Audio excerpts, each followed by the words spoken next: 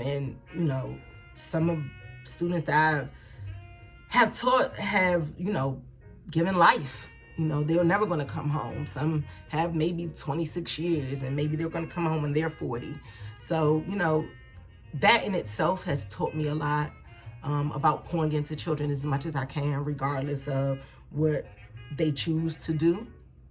But just knowing that at the end of the day, like, we all have the autonomy as adults to really pour into children who don't necessarily have the autonomy to do what they want to do. A lot of times children, you know, you only can do what your parents allow you to do, and then there comes a time when you're able to make choices, but your choices are only based off what you know, right? Because you only know what you know, and you don't know what you don't know.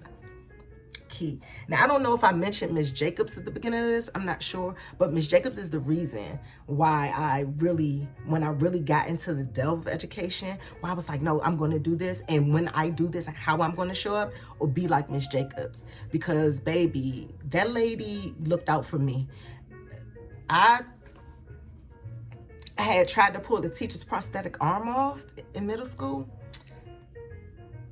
Yeah, I you don't have to rewind it. I said I tried to pull a teacher's prosthetic arm off in middle school.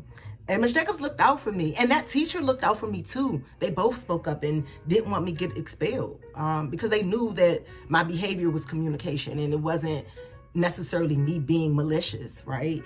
And so I to this day, I appreciate those ladies for what they did for me, because they didn't have to. It's a choice that they made. And so that's why I choose to show up the way I do for children and advocate for children in every situation, especially in the role that I play now as in-school suspension coordinator for DC Public Schools. But returning back to after Freedom School was just my thing, my way in. I did one-to-one work when I'm working with children with special needs. That was also fulfilling, right? Like, all of this has been so fulfilling to me, because I'm learning new tools, new ways to deal with children.